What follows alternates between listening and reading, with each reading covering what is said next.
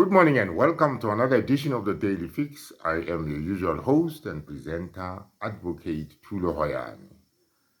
This morning I would like to give you an analysis and an insight into the shifting narratives of the prosecution in the MEYIWA trial.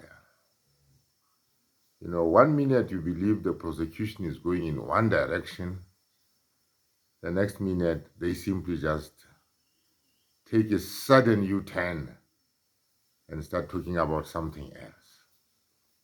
These are the proceedings that I'm bringing you this morning of the 26th of August 2025 during that application for the discharge of accused number 4, Mapisa, by Advocate Ngumalo on behalf of Mapisa. And this was during the time when Baloyi, the lead prosecutor, was replying to that application by Advocate Ngumalo. Let me begin by saying this.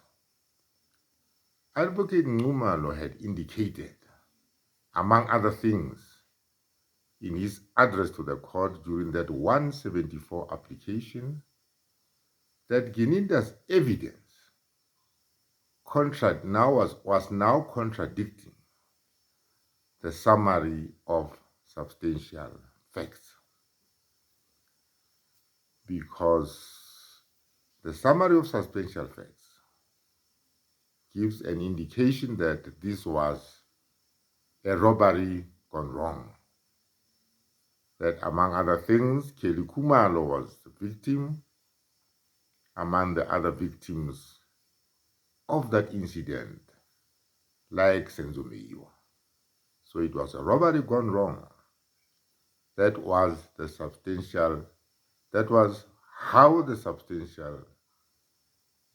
summary rather of substantial facts was put at the beginning of this trial.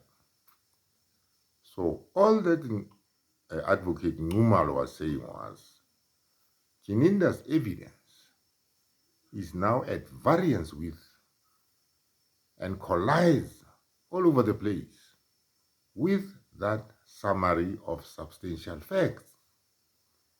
Because you'll recall that Gininda has testified before the Pretoria High Court that this is now a hit.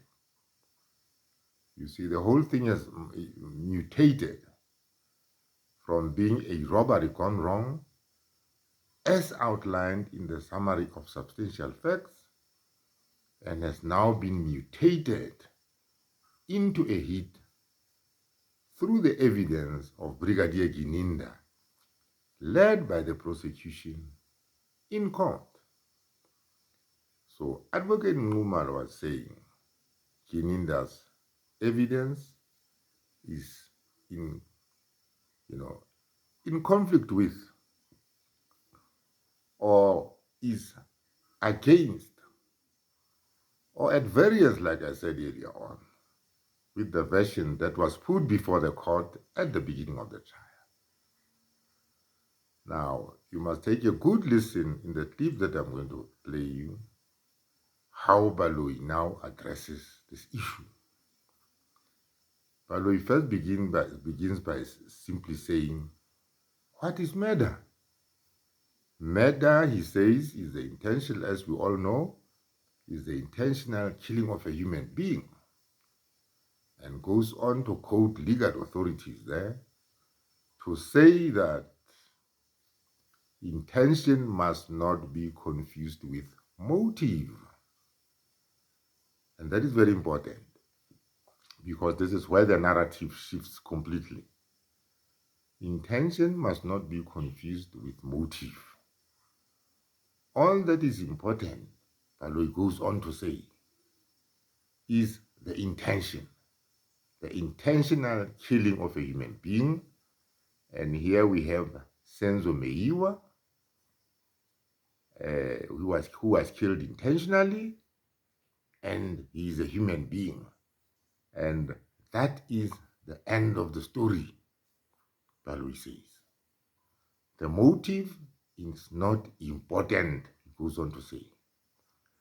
But interestingly, all of a sudden, the motive is no longer important now. Why in the first place then, if the motive is not important? Did this motive come up during the summary of substantial facts at the beginning of the trial? Because certainly motive was present there. When the prosecution read out that summary of substantial facts into the record and indicated that the motive was in fact a robbery that had gone wrong. Now, all of a sudden, motive is no longer important. Baloyi says, it does not matter now whether this thing was a robbery gone wrong or a hit, like Linda has just testified. You see, Baloyi is doing some damage control here. But this is, unfortunately, too little, too late. Because, as he does that, he shoots himself in the foot. Because he's now saying he's moving away from his initial position, stated in court, on record, that this was a robbery gone wrong. All of a sudden now, motives are no longer important. In the light of the fact that Geninda has now testified that this was a hit, you see, Baloyi, in view of that, now suddenly takes this sudden U-turn and says, no. Motive is not important. Whether it was a robbery gone wrong or a hit, that is not important. What we're interested in here is that a human being lost his life. So that is the first interesting thing that I'm bringing you this Sunday morning about the shifting narrative of the prosecution. You'll take a listen to this clip, which I'm going to play you in a short while, and hear Baloyi articulate this. The second most important thing that I want to bring to you this morning that came up during that very sitting of the court on the 26th of August is the issue raised by the judge just at the beginning of that clip. The judge says, can somebody remind me, can you people remind me, who took the statement of Thabang Makeleni? And Baloyi then confirms that it was taken by one warrant officer Muntwedi. Right? Now let us just stop for a short while there and recap. Who is Thabang Makeleni? Thabang Makeleni is that witness who is supposed to have passed away, who saw people come out of the Khumalo house on the 26th of October 2024, running after Senzo MEYIWA had been shot. Thabang Makeleni was apparently outside the house, and this incident, as we all know, happened at about 8:30 or thereabouts in the evening when it was dark. Thabang Makeleni is that person who says he identified a gold tooth on one of the accused persons. Remember the gold tooth evidence that has been all over the court? So Thabang Makeleni's statement, Thabang Makeleni is deceased, conveniently or otherwise. Thabang Makeleni is no longer here. So the person who took Thabang Makeleni's statement, the deceased Thabang Makeleni, is one warrant officer Muntwedi. But interestingly, Baloyi concedes that Muntwedi never gave evidence in court. He was never called as a witness. So what do you make of the evidence of Thabang Makeleni? because Thaba Makeleng is deceased. But the person who took the statement, who according to Baloyi attended the scene of crime, this warrant officer Montwedi, does not come before court to tender evidence. What sort of reliance can be placed on evidence like that? Right? Because from Makeleng to Montwedi, it is simply hearsay. But the veracity of what Makeleng is said, can only be established if Montwedi, who took the statement from Makeleng, comes before court to come and testify. But conveniently for the prosecution, there is no Montwedi before court who took that statement from Makeleng. Where is Montwedi? This is how the prosecution has been playing its cards in this trial. These are some of the very, disturbing developments which have come up in this trial. Another interesting thing which has come up there on the 26th, which came up on the 26th of August, was the question raised by the judge. The judge said, well, there's evidence, you people have admitted, the post-mortem report, the cause of death. But there's a version here which was put by Advocate Mgomezulu. Advocate Mgomezulu told the court that, he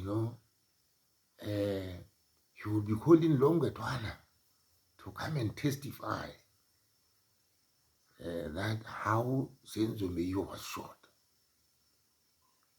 And yet this seems to be in conflict with,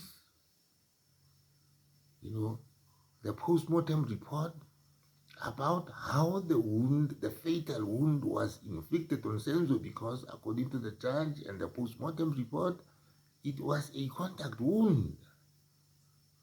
So here also we see the judge sort of saying that information is doubtful, because you do not admit, what the doctor says is a contact wound, and then end up saying something else. Miromutu, this is just coming from the court. It is not coming from the prosecution, interestingly. So I just want to listen. I just want you to listen to this clip, and I will come back to these issues just in a short while. Take a listen to this. I confirm my appearance on behalf of Mr. Sibiya and Mr. Mube. Right. It pleases the court, my lord, I confirm my appearance on behalf of accused number 4, Mr. Mapisa. Thank you. As the court pleases, my lord, I would like to apologize. Yesterday, I forgot, my lord, to introduce the person who's sitting next to me. It's a people advocate, my lord, Mr. Luyanda Gumede. Okay, pleased to meet you, sir. Thank you, my lord. Yes. Did you find that information about the person who I accused of having made taken a statement of Makele? Who is it? It's a warrant of someone to AD, my lord. Did he give evidence, this gentleman here? No, he hasn't. He didn't give evidence? No, okay, his name was mentioned as one of the persons, one of the police officers who attended, or who were on the scene. On the scene, eh? Yes, but we did not lead his okay, evidence. Fine. Okay, fine. Thanks. Thank you. Yes, let's hear you. As a court, please, my lord, we just added a topic to our heads. I must perhaps apologize in advance. The topic hasn't been neatened up.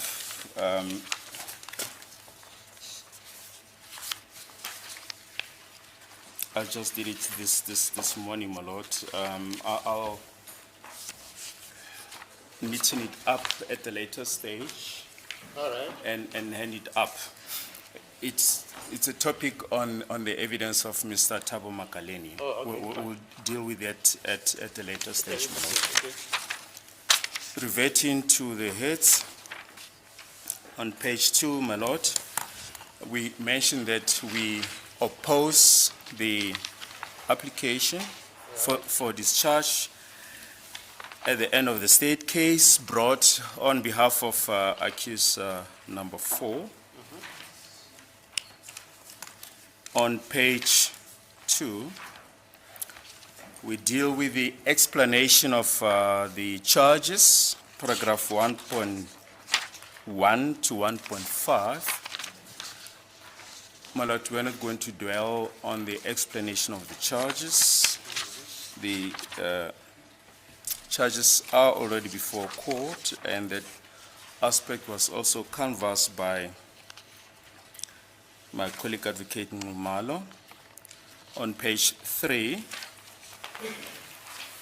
we give a summary of substantial facts in terms of section 144 of Act 5.1 of 1977.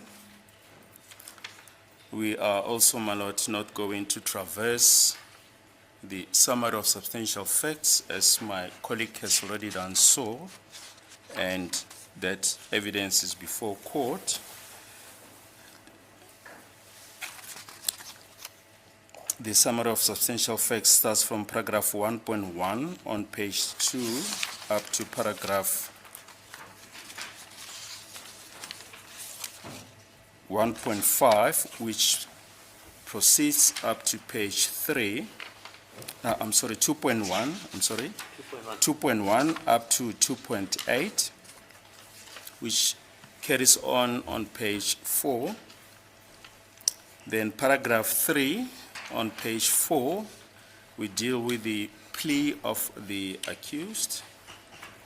In paragraph 3.1, we mention that the accused pleaded not guilty on the 18th of July 2023 and chose to exercise their right to remain silent and proffered no plea explanation. We mention, my lord, that accused number 4's legal representative added on his behalf, that is now accused number 4, that his plea is a bare denial. In paragraph 4, What is the effect of that? Have you thought Well- about it? well, the effect thereof is that all the elements are being denied, and he puts the state to the proof thereof. Yeah, I hear you. Yes. And furthermore, that he's not going to give any plea explanation in terms of section 115. Okay. However, certain admissions were made at the beginning of the trial, and those admissions, my lord, appear in Exhibit F.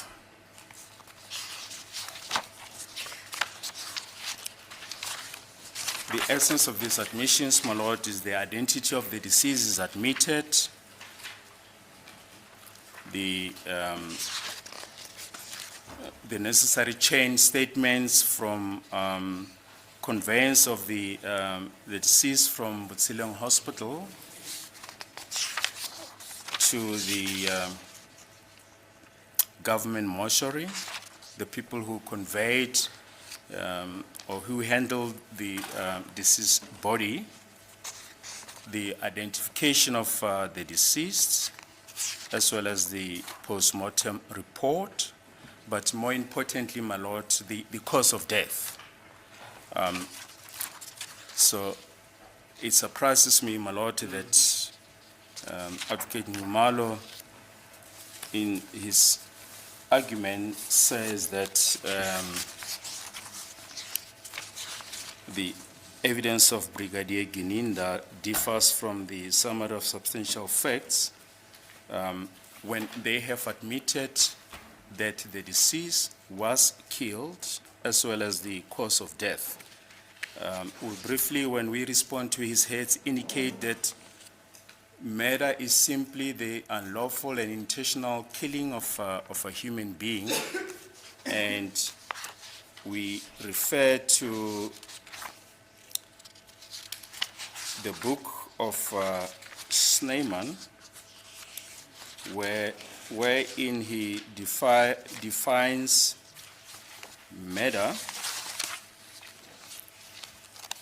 and he cautions that intention should not be confused with motive. If, as in the current instance, Mr. Senzo Mayo was killed, what the motive for his killing, whether it was a robbery, so-called robbery gone wrong, or whether it was a hit, it makes no difference, my lord. A life was taken, and we submit, therefore, my lord, that argument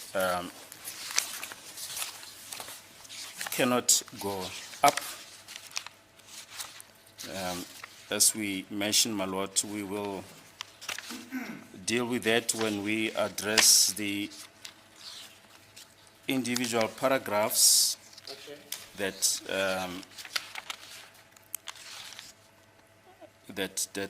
Mr. Ngumalo has penned in this matter. Okay. Yeah, I didn't mention it then.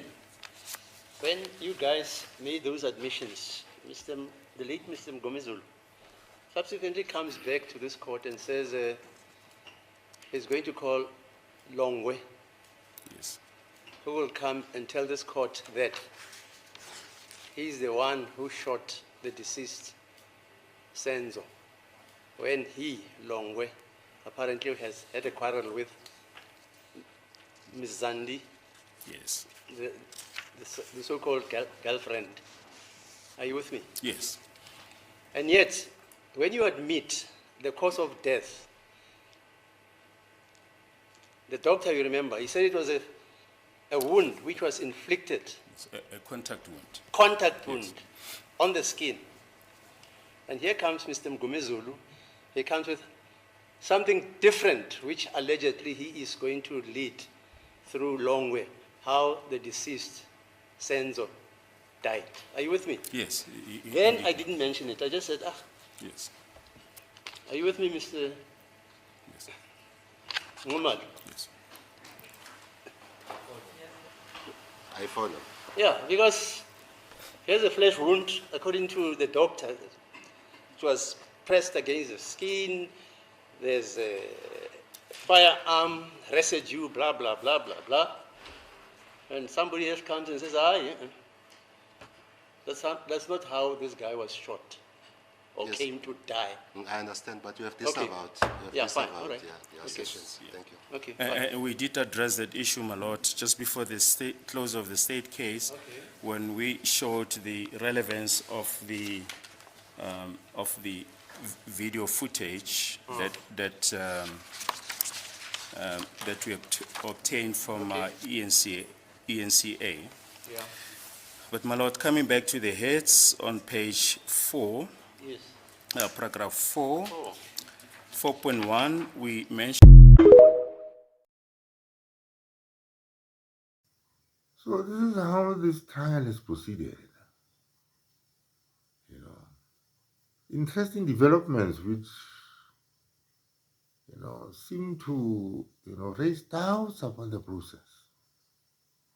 Raises doubts about the process because, the prosecution cannot be left, to get away with shifting narratives. The court ought to inquire why all of a sudden, motive is no longer important. But anyway, that is the way things are. And I'm sure that is food for thought for you. Having said that, we thank you for watching this video and have a wonderful, wonderful Sunday.